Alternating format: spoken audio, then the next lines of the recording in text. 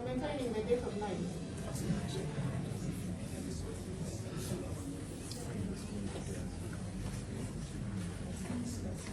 If the complainant is available before then, it should appear that I'm maintaining the date of 9. Since you want to reconcile, or in court cannot stop, avail the complainant, avail the statement. Counsel, since the parties want to reconcile, I wouldn't look at bail at this time, in this time. I had other applications to make, but since we've adjourned the matter, we shall make applications. Rana Patrick alias Alien Skin and Mugabe Julius.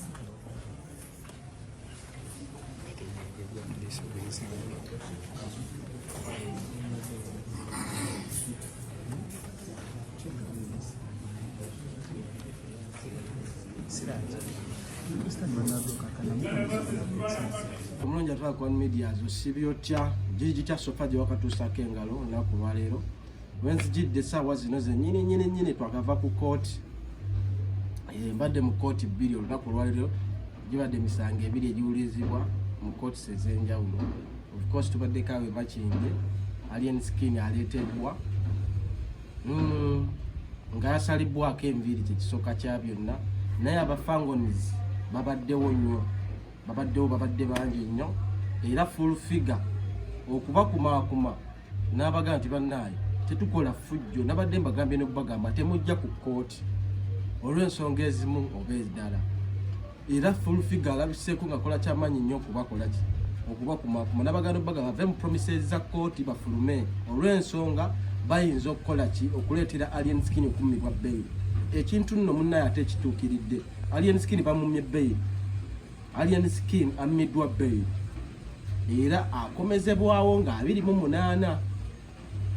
Okitegeera Ako teri mu kooti asabye kooti ebawe obudde bakwatagane ne poliisi n'akuvunaana bajje mu kooti bategeeze kooti ensonga ezo wamu. I have also noticed that there is a letter purportedly from a complainant on record, which was received by this court on Friday, and it had a photocopy of an additional statement. It is unfortunate that it is counsel for the accused who is submitting on this, and not the complainant nor the state. So it would be funny for court to close this file without the complainant and without a copy of the original original additional statement. So I will direct that let the complainant be summoned to appear in court, and two, if there is any reconciliation, it should come from the parties themselves. So I am adjourning this matter and maintaining the date that it had until we avail the complainant. I have adjourned the matter. Accused, you are represented. Why is your hand up?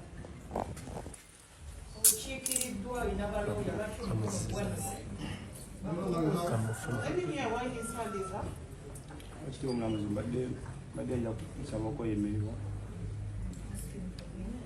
You are represented.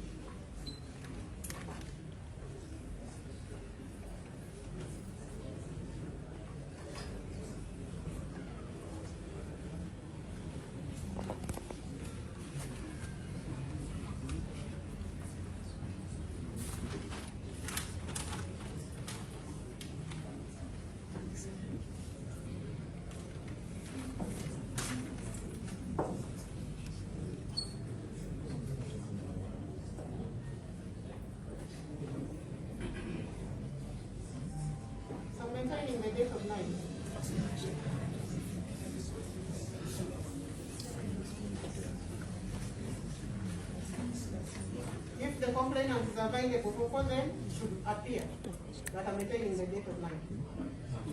Since you want to reconcile, or in court cannot avail the complainant, avail the statement. Counsel, since the parties want to reconcile, I wouldn't look at bail at this time, in this time. All right, I had other applications to make, but since we've adjourned the matter, we shall make the applications. Rana Patrick alias Alien Skin and Mugabe Julius.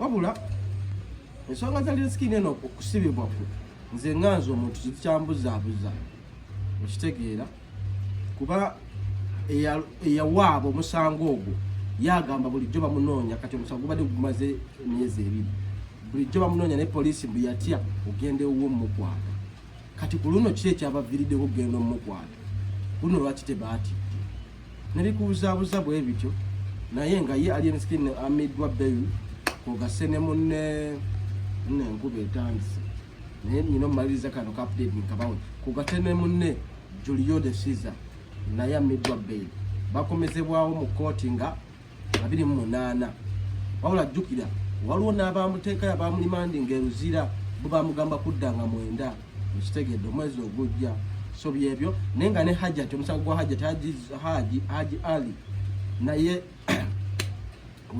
wemviridde wa Alien nenzirukawo speed mangu ekibaddeyo ku luno bannamawulire abamu baba bagobye bawambye ne kamera zaabwe okitegeere wa Haji ku musango gwa Haji Ali baba tebakkiriza live streaming so abamu bannamawulire bawambye kamera zaabwe ziwambiddwa amasimu gaabwe gawambiddwa lwabutabawuliriza okitegeera basuuse ne babawoone nti tetwetaaga live stream yonna ekiteeberezebwa okuba nti oba oliawo nisha olwaleero bamuleseko mu kooti naye ngera ne Haji Ali taweebwa beyu ebibyo naye bikyali biwanvu era naye alimandingebwa eruzira sofa bwe update bwenyinawo olwaleero ngenda kuba nkuterayo kuzimu ku videos ezibadde biki ebibadde ku kooti okitegeera mbeera etambudde etya okitegeera tujja kuba tweyongerayo mpolampola naye nga aliko wenna bambi okola kyamaanyi nnyo bali kuba nti obera ku One Media tovaako subscription yeyo gyotuwa yamaanyi nnyo era nkusaba subscribing goba ngo bali tonaba kusubscribinga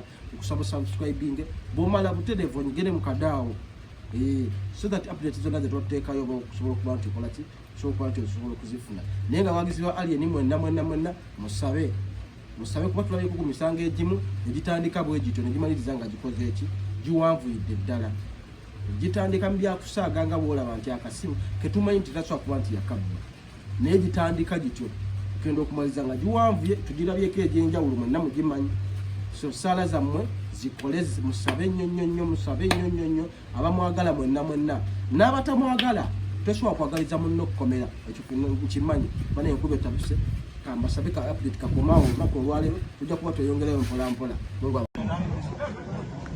Sima.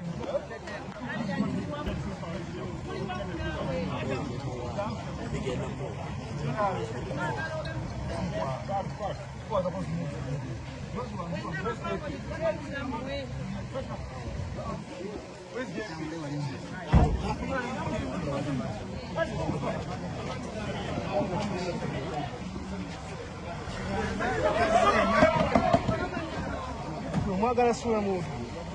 JP, hurry. JP.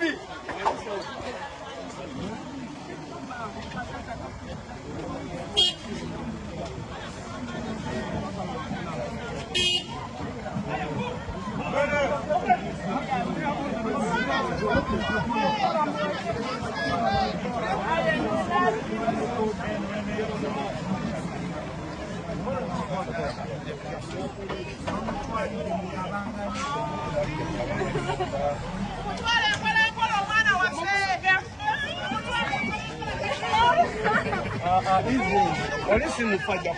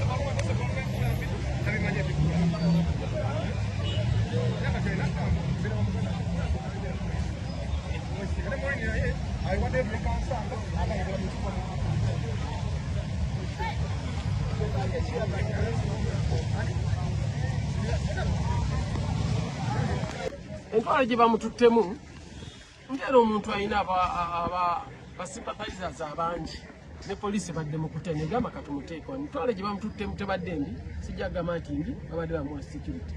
Tetumanyi batamwagala kiki baba bamupulaninze, kubanga bamwagala wetuli nabatamwagala gyebali.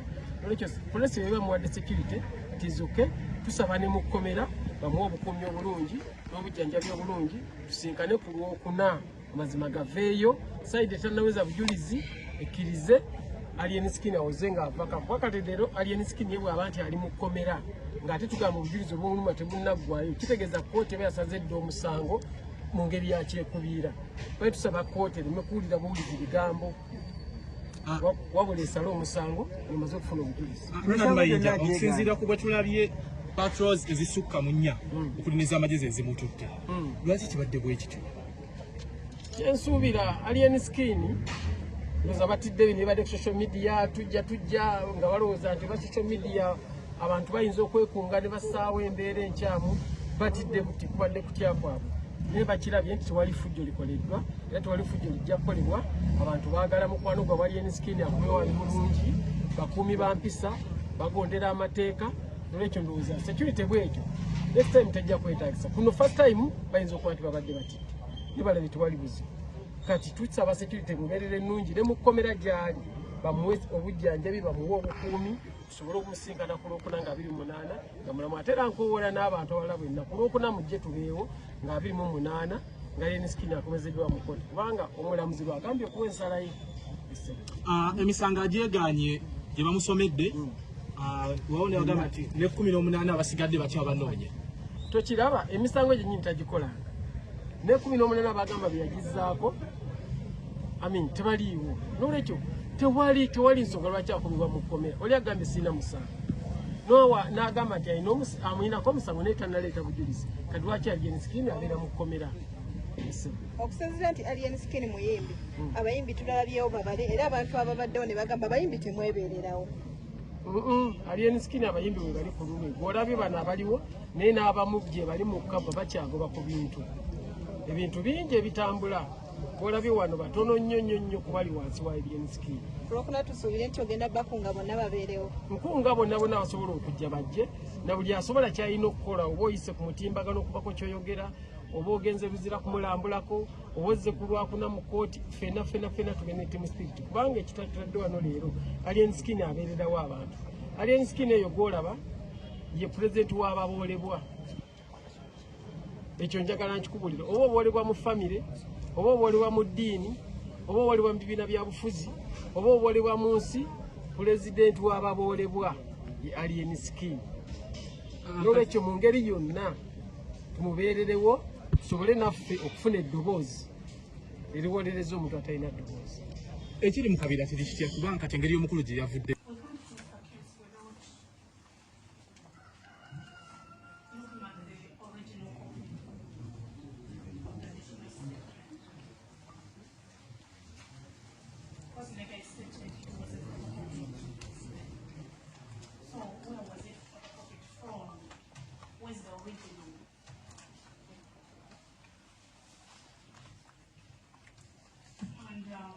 As the complainant being named, my work would have been very easy because I would have only asked him to confirm whether he made that statement and what would be that with I would move what we had was the case.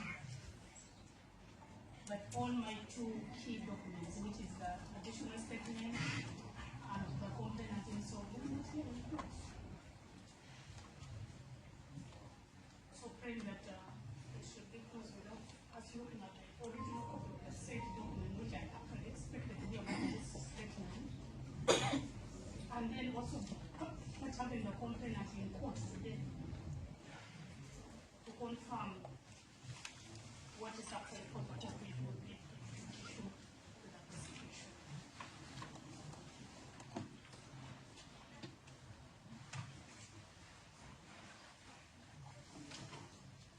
I understand